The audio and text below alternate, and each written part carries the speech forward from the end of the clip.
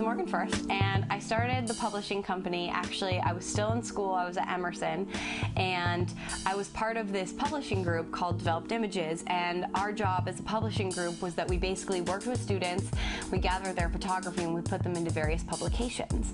And like, we created the publication, and we were trying to think of, you know, multiple ways that we could expand and find even more ways to incorporate student photography into different pieces that people used every day. We already had, you know, just kind of your typical photo book, and then I helped create a postcard book, which was postcards of all the student work. And so I was backpacking Europe, and, you know, was always using my travel guide, and then I always had my planner with me, and I thought, what a great idea if we made a guide to Boston that was a planner so you could keep track of your schedule, but every week it highlighted a different place in Boston, and we can use the student photography every week.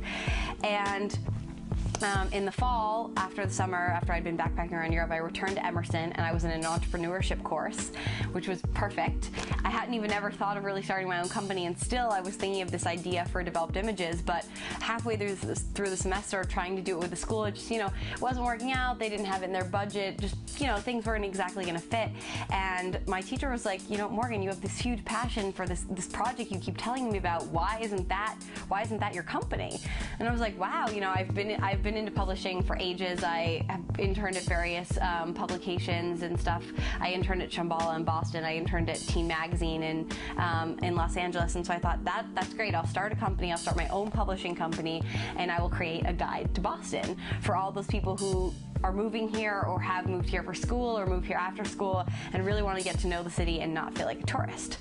And so then through the entrepreneurship class, I really built up my entire business plan, and by December, I was supposed to go back in the spring to, you know, finish the course and to graduate, and I just had everything ready and realized that if I didn't start that company now, I wouldn't have a product ready for the fall. So I went home and I was like, Dad, I have everything ready. I figured out I can graduate early. You know, you're going to be spending X amount of money on Emerson in the spring. How about you give me that money that you're going to spend on tuition as seed money, and I start the company.